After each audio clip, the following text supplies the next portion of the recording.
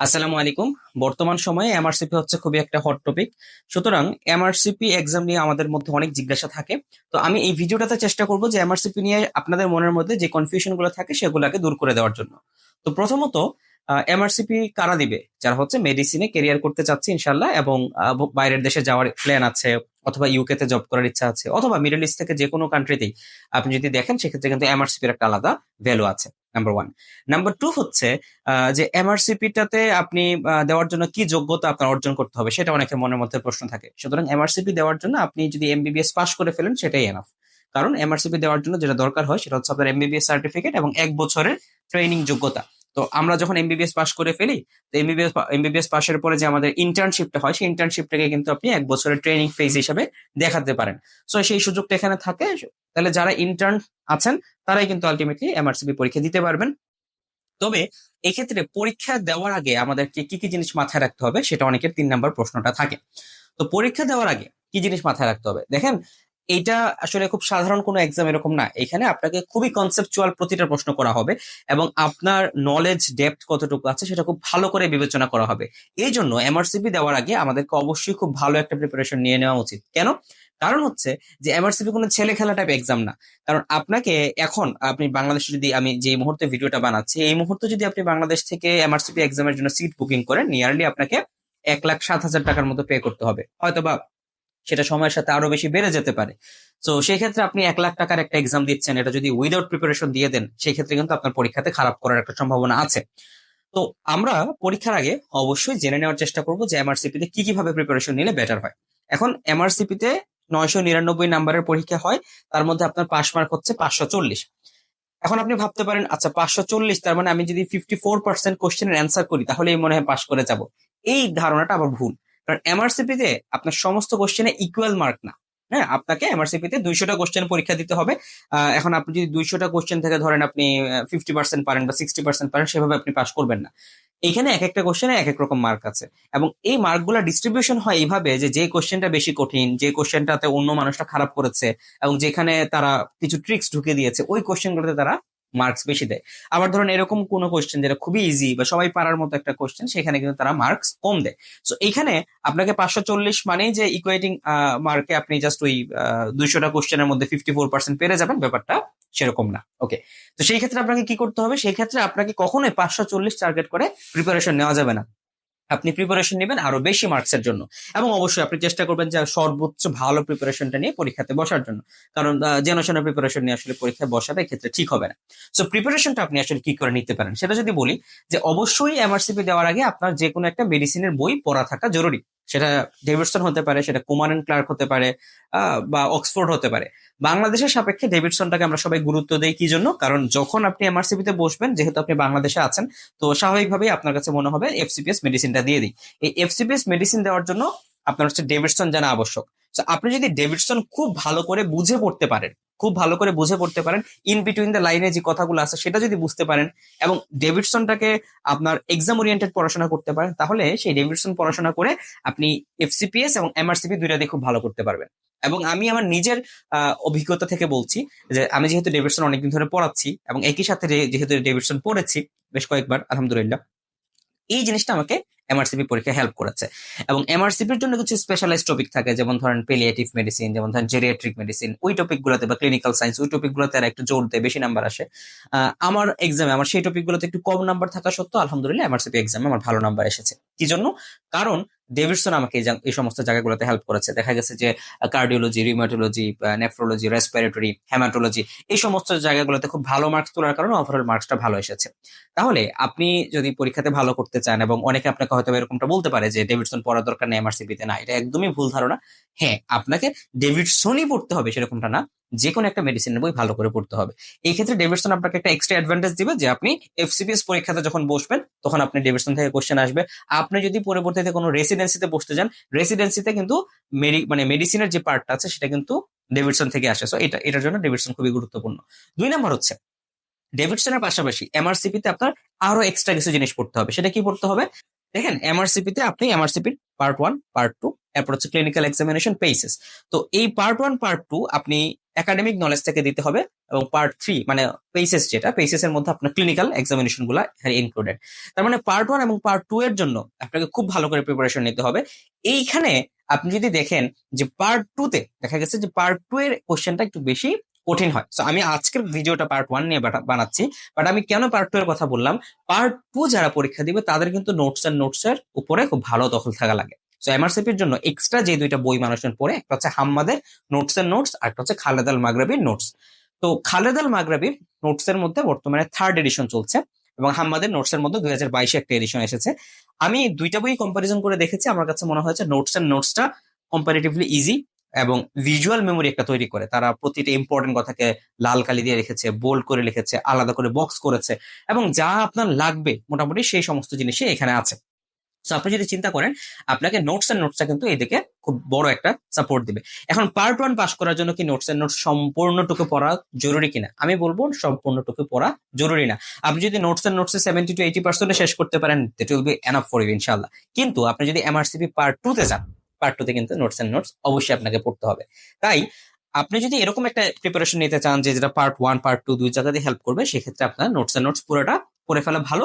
কিন্তু এটা প্রায় 4000 পৃষ্ঠার একটা বই, সবার পক্ষে পড়া সম্ভব না, এবং এর চেয়ে খারাপ ব্যাপার হচ্ছে পড়ার পরে রিভিশন দেওয়াটা সম্ভব হয় না। সো এমআরসিপির আগে আপনি যা পড়েছেন সবকিছু রিভিশন দিতে হবে। এই কথাটা মাথায় রেখে আপনি কিন্তু প্রিপারেশনটা নিবেন, যে জাস্ট একবার নোটস পড়ে গেলাম না, এভাবে হবে না, বারবার রিভিশনের উপর রাখতে হবে।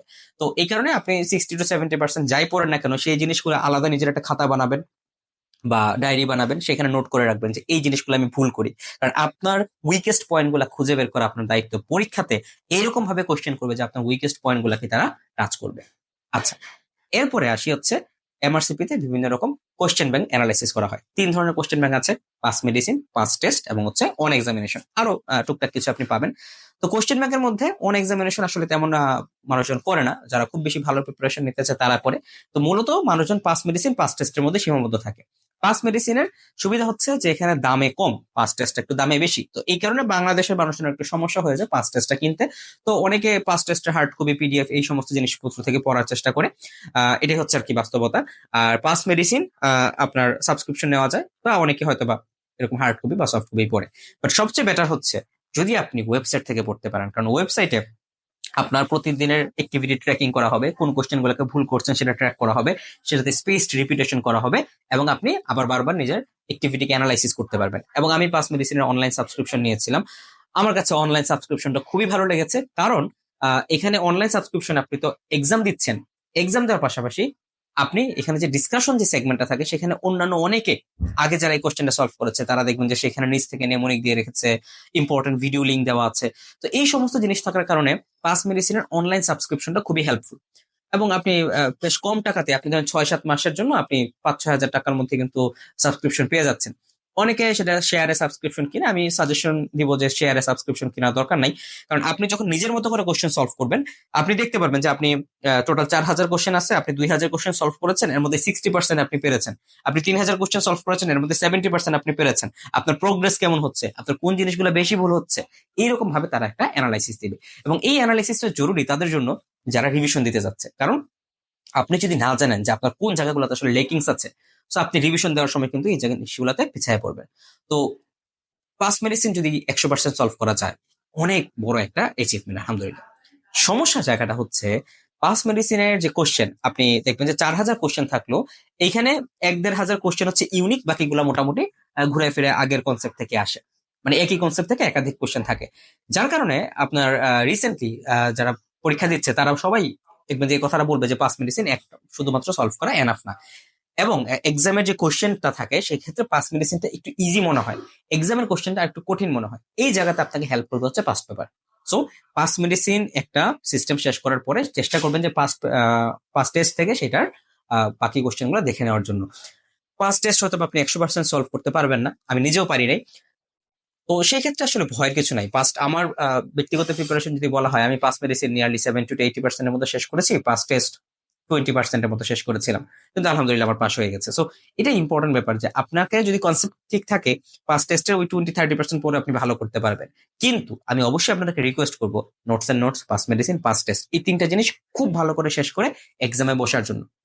কারণ কোনো কোনো ডায়েট আসলে দেখা যায় খুব কঠিন হয়, কোনো ডায়েট মোটামুটি কঠিন হয়, বা কোনো ডায়েট দেখা যায় যে হয়তো বা অনেকে বলে সহজ হয়, বাট এদের মানে এক্সাম প্যাটার্নটা এরকম যে কোনো ডায়েট একবারে পানির মতো সহজ, একবারে খুব কঠিন, এরকম ডিফারেন্স আর ওনারা করে না। মোটামুটি সবসময় একটা ইকুয়েটিং পরীক্ষা হওয়ার কারণে সব ডায়েটই মোটামুটি আপনাকে ভালোভাবে জাজ করে আপনাকে পাশ করানো হবে।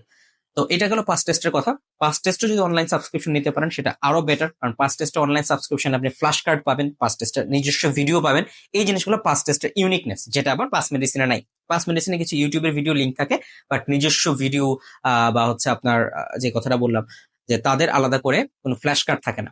পাস মেডিসিনে ফ্ল্যাশ কার্ড ছাড়া পাস মেডিসিনে থাকে হচ্ছে কিছু ইনফরমেশন দিয়ে কিছু কোশ্চেন রিসেন্টলি তারা অ্যাড করেছে, বুলেট ইনফরমেশন টাইপের। কিন্তু পাস টেস্টে যে ফ্ল্যাশ কার্ডটা থাকে এটা আবার অনেককে হেল্প করে। এই দুইটা পরীক্ষা দেওয়ার পরে, এই দুইটা সাবস্ক্রিপশন নেওয়ার পরে বা এক্সাম শেষ করার পরে, এক্সামের 2 মাস আগে থেকে আপনাকে অবশ্যই অবশ্যই যে জিনিসটা দিকে ফোকাস দিতে হবে সেটা হচ্ছে পাস্ট পেপার। পাস্ট পেপার কেন ফোকাস দিতে হবে? পাস্ট পেপার মানে হচ্ছে বিগত বছরগুলোর কোশ্চেন, এক্স্যাক্টলি বিগত বছরে যে কোশ্চেন আছে সেটাই আপনি পেয়ে যাচ্ছেন। এটা আবার আপনি যদি পাস্ট টেস্ট সাবস্ক্রিপশন নেন তখন সেখানে পাবেন। পাস্ট পেপারে এই বিগত বছরের 200টা কোশ্চেন থেকে আপনাকে 100টা কোশ্চেন দেওয়া হবে। এবং আপনি মনে রাখবেন যে পাস্ট পেপারে আপনি যে পরিমাণে ভালো করবেন, পাস্ট পেপারে আপনার যত মার্কস পাবেন, আপনি নিয়ারলি এক্সামে এর কাছাকাছি মার্কস পাবেন। সো পাস্ট পেপারে যেমন আমার ক্ষেত্রে আমি দেখেছিলাম যে পাস্ট পেপার নিয়ারলি আমার 72-73 বেশিরভাগ সময় এইরকম পার্সেন্টেজের কোশ্চেন হতো, মানে 100টা থেকে 72-73টা কোশ্চেন পারতাম। এবং আমার মেইন এক্সামেও কিন্তু মার্কস নিয়ারলি 70%-এর কাছাকাছি ছিল, মানে নিয়ারলি 700-র কাছাকাছি ছিল। এই ক্ষেত্রে আমি আসলে যে ব্যাপারটা বুঝতে পারলাম যে আমার পাস্ট পেপারে যেরকম রেজাল্ট ছিল এক্স্যাক্টলি পরীক্ষাতে এরকমই ছিল, এবং অন্যান্যদের ক্ষেত্রে তারাও কিন্তু ব্যাপারটা বুঝতে পারে যে পাস্ট পেপারের সাথে তাদের মূল এক্সামের অনেক মিল থেকে যায়। সো আমরা আলোচনা করলাম, আপনারা নোটস এন্ড নোটস পড়বেন। পড়ার সিস্টেমটা এরকম হবে, নোটস এন্ড নোটস থেকে একটা সিস্টেম পড়লেন, পড়ার পরে পাস মেডিসিন সলভ করলেন, পাশাপাশি পাস টেস্ট রাখলেন। এরপরে মোটামুটি এইভাবে সবগুলো সিস্টেম শেষ করার পরে এক্সামের আগে আপনি হচ্ছে পাস পেপার নিয়ে বসলেন। এক্সামের কতদিন আগে? নিয়ারলি 2 মাস আগে আপনি পাস পেপার নিয়ে বসলেন। 2015 থেকে পারলে 2023 পর্যন্ত সবগুলা পাস পেপার সলভ করবেন।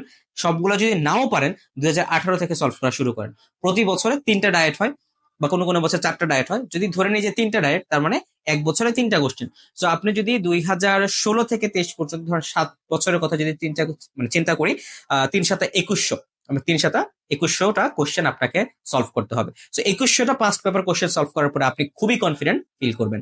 এছাড়া এইটার সাথে আপনি আরেকটা জিনিস সলভ করতে হবে, সেটা হচ্ছে স্যাম্পল কোশ্চেন। তো সেই স্যাম্পল কোশ্চেনটা কোথায় পাবেন? তো স্যাম্পল কোশ্চেন পাওয়ার জন্য আমাদেরকে যে ওয়েবসাইটে যেতে হবে সেটার অ্যাড্রেস হচ্ছে thefederation.uk। আমি নিচে ওয়েব অ্যাড্রেসটি লিখে দিব। এই ওয়েব অ্যাড্রেসটি আপনাদের জন্য খুবই গুরুত্বপূর্ণ। কেন? কারণ প্রথমত হচ্ছে এই ওয়েব অ্যাড্রেসে আপনি এমআরসিপি রিলেটেড সমস্ত ইনফরমেশন জানতে পারবেন। সমস্ত ইনফরমেশন বলতে কি বোঝাচ্ছি? অর্থাৎ আপনি জানতে চান যে এই বছরে কয়টি ডায়েট আছে, এবং সেই কয়টি ডায়েটের পরীক্ষা কবে, এক্সামিনেশন কবে, রেজিস্ট্রেশন কবে, এবং কত টাকা ফি লাগবে। এই সবগুলো ইনফরমেশন thefederation.uk এখানে ঢোকার পর আপনারা দেখতে পারবেন। ওইখানে কয়েকটা সেগমেন্ট আছে, MRCP 1, MRCP 2, এবং কোন কোন এক্সাম কবে হবে, সেটার রেজিস্ট্রেশনের শুরু কবে, শেষ কবে, এই সমস্ত জিনিসগুলো আপনি সেখান থেকে ইজিলি জেনে নিতে পারবেন। তো এই জায়গাতে আমাদের যেটা গুরুত্বপূর্ণ, যে আমরা প্রথমে ওয়েবসাইটে ঢুকবো, আপনি আগে ফিক্স করবেন যে আপনি কোন ডায়েটে এক্সাম দিতে চাচ্ছেন। সেই ডায়েটের জন্য আপনি মানসিকভাবে নিজেকে প্রস্তুত করা শুরু করবেন। এবং যখন পরীক্ষার সময় চলে আসবে, পরীক্ষার অবশ্যই আগে আপনি ধরেন রেজিস্ট্রেশনের যেই দিন এর 1 মাস আগে চিন্তা করবেন যে আপনি আপনার নিজস্ব একটা অ্যাকাউন্ট খুলে ফেলার জন্য আরসিপি ওয়েবসাইটে। আরসিপি ওয়েবসাইট আবার কোনটা? আরসিপি ওয়েবসাইট হচ্ছে এই ওয়েবসাইটটা থেকে ডিফারেন্ট। আরসিপি ওয়েবসাইটের মধ্যে আপনি বা অ্যাড্রেস হচ্ছে mymrcp.mrcpuk.org। ওইখানে যাওয়ার পরে আপনার যাবতীয় ইনফরমেশন দেওয়ার পরে আপনি সেখানে আপনার নিজস্ব একটা অ্যাকাউন্ট খুলতে পারবেন। এবং সেই নিজস্ব অ্যাকাউন্ট খোলার পরে যেই দিন আপনার এক্সাম, দুঃখিত, যেই দিন আপনার রেজিস্ট্রেশন, সেই দিন বাংলাদেশের সময় 6টার সময় সেই রেজিস্ট্রেশনের স্লটটা ওপেন হয়। তখন আপনি দ্রুততম সময়ে আপনি আপনার স্লটটাকে বুক করে ফেলবেন। কেন? কারণ যেহেতু এখানে সিট সংখ্যা লিমিটেড, তো প্রতিটা ডায়েটে নির্দিষ্ট কিছু শিক্ষার্থী আসলে সিট পেয়ে থাকে। তো আমরা যেহেতু মানে ঢাকাতে পরীক্ষা দিতে যাচ্ছি, তো দেখা যাবে যে বাংলাদেশে ওই ডায়েটে যারা পরীক্ষা দিতে যাচ্ছে সবাই কিন্তু চেষ্টা করবে কি সিটটা বুক করে ফেলার জন্য। তো আপনাকে চেষ্টা করতে হবে যে যেন সিট খোলা মাত্রই আপনি সিটটাকে বুকিং করে ফেলতে পারেন। তাই রেজিস্ট্রেশনের শুরুর দিনেই, একদম যেই মুহূর্তে রেজিস্ট্রেশন শুরু হচ্ছে, দেরি না করে আমাদেরকে সিটটা বুক করে ফেলতে হবে। সিট বুক করার পরে আপনি চাইলে পেমেন্ট করতে পারবেন। তো সিট বুক করার পরে পেমেন্ট করার জন্য আপনি আপনার ইন্টারন্যাশনাল ক্রেডিট কার্ড থাকলে আপনি সেটাকে ইউজ করতে পারেন, অথবা ইন্টারন্যাশনাল ট্রানজাকশন হয় এরকম যে কোনো কার্ড আপনি ইউজ করতে পারবেন, এবং অন্য কারো মাধ্যমে আপনি চাইলে পেমেন্ট করাতে পারবেন। এবং বর্তমানে বাংলাদেশে এরকম অন্যান্য কিছু প্রতিষ্ঠান আছে যারা আপনাকে পেমেন্টটা করে দিবে। যেমন আমি আমার পেমেন্টটা করিয়েছিলাম international payment expert BD, IPE BD, তাদের ফেসবুকে আপনি সার্চ করলে পেয়ে যাবেন। তাদের মাধ্যমে আমি আমার কাজটা করিয়েছি এবং আলহামদুলিল্লাহ তারা খুবই প্রফেশনালিজমের সাথে ব্যাপারটাকে হ্যান্ডেল করেছে। তো এতে করে যেটা হয় যে যেহেতু তারা অন্যান্যদেরকে অলরেডি পে করে থাকে, সো তাদের জন্য সম্ভব ব্যাপারটা খুব কঠিন হয় না। আপনি তাদেরকে আপনার মতো করে ব্যাংকে টাকা দিয়ে দিবেন, তারা আপনার হয়ে ইন্টারন্যাশনাল ট্রানজাকশনটা করে দিবে, কিন্তু সিট বুক করার দায়িত্বটা হচ্ছে আপনার। আচ্ছা, তো যে কথা বলছিলাম, তো দ্য ফেডারেশন ডট ইউকে তে যাওয়ার পরে আপনি এরকম সিট বুকিং থেকে শুরু করে সবগুলো ইনফরমেশন জানলেন এবং সেখানে আপনি আপনার সলভ এক্সাম কোশ্চেনটা পেলেন, এক্সামের জন্য যে স্যাম্পল কোশ্চেন। এবং এই স্যাম্পল কোশ্চেনটাকে খুব বেশি গুরুত্বের সাথে আপনি ফলো করবেন। কেন? কারণ স্যাম্পল কোশ্চেনে এমআরসিপি পার্ট 1-এ 197টা কোশ্চেন থাকে এবং এই 197টা কোশ্চেন আপনি মনে রাখবেন যে এক্সামে যখন আপনি যাবেন মোটামুটি এই স্ট্যান্ডার্ডের কোশ্চেনই আপনি পাবেন। এবং ঠিক একইভাবে সলভ কোশ্চেনে আপনি যত মার্কস আপনি ক্যারি করতে পারবেন, নিয়ারলি এক্সামের মধ্যে আপনি বুঝবেন যে আপনার সেই লেভেলেরই প্রিপারেশন হয়েছে। অর্থাৎ সলভ কোশ্চেন আপনি 70% কোশ্চেন যদি সলভ করতে পারেন, তার মানে আপনি বুঝবেন মেইন পরীক্ষাতেও আপনি এরকম মার্কস পাবেন বা এই লেভেলের প্রিপারেশন আপনি নিয়েছেন। আল্লাহ তাআলা আপনাদেরকে আরো বেশি মার্কস দিক।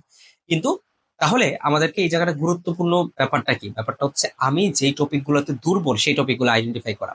কারণ এইখানে আপনার যে কোশ্চেনটা আছে স্যাম্পল কোশ্চেন, সেইখানে 197টা টপিক খুবই গুরুত্বপূর্ণ। এই টপিক গুলো অবশ্যই আপনাকে এমআরসিপিটাকে দেখে যেতে হবে, পড়ে যেতে হবে। এবং এখানে প্রতিটা অপশন কেন এই অ্যান্সারটা হলো না সেই ব্যাখ্যাটাও জানা গুরুত্বপূর্ণ, এবং এই অপশনগুলা যে টপিককে কভার করে এসেছে সেই সমস্ত জিনিসগুলো আপনি জেনে যাবেন। তাহলে অবশ্যই অবশ্যই পরীক্ষার জন্য গুরুত্বপূর্ণ হচ্ছে স্যাম্পল কোশ্চেন। পরীক্ষার মিনিমাম 15 দিন আগে এটাকে আপনাকে সলভ করতে হবে, এবং আপনি যদি এর আগে সলভ করতে পারেন সেটা তো অবশ্যই ভালো।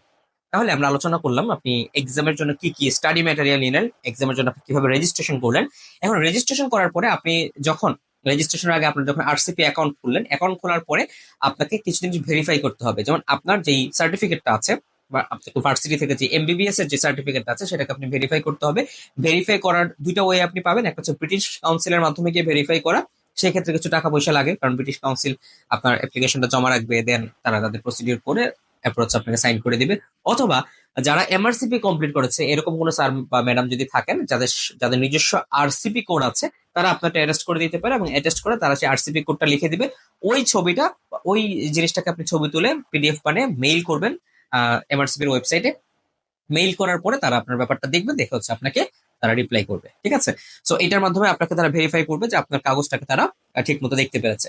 এবং যখন আপনি এক্সাম ফি জমা দিবেন, এক্সাম ফি জমা দেওয়ার পরে তারা আপনাকে আবার আরেকটা কনফার্মেশন মেইল পাঠাবে যে ফাইন, আপনার এক্সাম ফি আমরা পেয়েছি, ওকে, সবকিছু ঠিক আছে। দেন আপনার যখন পরীক্ষা, তো পরীক্ষার মোটামুটি 2 সপ্তাহ আগে আপনাকে জানানো হবে যে আপনার এক্সাম সেন্টার এখানে অতটা থেকে অতটা সময় পরীক্ষা থাকে। তো পরীক্ষা কিভাবে থাকে, পরীক্ষাতে কি কি জিনিস ফলো করতে হয়, এক্সাম প্যাটার্নটা কিরকম, এক্সামের সিস্টেমটা কিরকম, পরীক্ষার হলে কিভাবে আপনি আহ, বিভিন্ন জিনিস অবলম্বন করবেন যেন পরীক্ষাটা আপনার সহজ হয়, সেই বিষয়ে আমি আসলে আজকে ভিডিওতে বলতে চাচ্ছি না, কারণ ভিডিও অলরেডি অনেক দীর্ঘ হয়ে গেছে। তো আপনারা যদি আগ্রহী থাকেন যে আসলে এই জিনিসগুলো জানার জন্য, অবশ্যই আমাকে কমেন্ট করে জানিয়ে দিবেন। আমি চেষ্টা করবো ইনশাআল্লাহ নেক্সট ভিডিওতে এই ব্যাপারগুলোকে সামারাইজ করার। এবং আজকের ভিডিওতে আমি মূলত চেষ্টা করেছি যে এক্সামে আপনি কিভাবে এখন থেকে প্রিপারেশন শুরু করবেন। কারণ ডেভিডসন পড়া বলেন, নোটস পড়া বলেন, সেটা কিন্তু একটা 4th year student, 5th year student শুরু করতে পারে।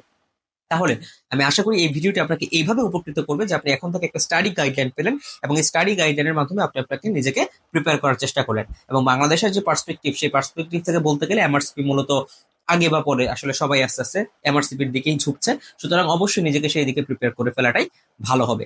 এবং যাওয়ার আগে আরেকটা কথা বলতে চাই, মেডিভার্সে আপনি কিন্তু এমআরসিপির কোর্স পেয়ে যাচ্ছেন খুবই ভালো স্বল্প মূল্যে। আলহামদুলিল্লাহ, মেডিভার্সে আমরা এমআরসিপি যে টোটাল নোটস আছে, নোটস এর সমস্ত জিনিসগুলোকে আমরা বুঝিয়ে দেওয়ার চেষ্টা করছি, সাথে একই সাথে ক্লাস মেডিসিনের যত ইম্পর্টেন্ট কোশ্চেন আছে সেই কোশ্চেনগুলোকে আমরা অ্যানালাইসিস করে দেওয়ার চেষ্টা করছি, সেই কোশ্চেনগুলোর ব্যাখ্যাগুলোকে বুঝিয়ে দেওয়ার চেষ্টা করছি। তো আপনারা যদি চান আমাদের ওয়েবসাইটে ভিজিট করতে পারেন mediversevidy.com। সেখানে আমাদের যে কোনো কোর্সের নাম লিখে জাস্ট সার্চ করলে আপনি সেই কোর্সটা পেয়ে যাবেন, কোর্সের ডেমো ভিডিও পেয়ে যাবেন, এবং কোর্স অলরেডি কি কি ক্লাস হয়েছে বা সামনে কি কি ক্লাস হতে পারে সেরকম একটা কোর্স আউটলাইন পাবেন। তো আপনাদেরকে সবাইকে আমন্ত্রণ থাকলে আমাদের ওয়েবসাইটে ঘুরে আসেন। আশা করি এমআরসিপির জন্য খুব ভালো একটা সাপোর্ট ইনশাল্লাহ আমরা আপনাকে দিতে পারবো। মেডিভার্সের ফেসবুক গ্রুপে জয়েন হয়ে যাবেন, সেখানে বিভিন্ন রকম ইম্পর্টেন্ট ইনফরমেশন আপনারা পেয়ে যাবেন। এবং অবশ্যই আপনাদের যদি সেকেন্ড কোনো ভিডিও দরকার হয় আমাদেরকে এই পোস্টের বা এই ভিডিওর কমেন্ট বক্সে জানাবেন। ভালো থাকবেন সবাই, আমার জন্য দোয়া রাখবেন। আসসালামু আলাইকুম, আল্লাহ হাফিজ।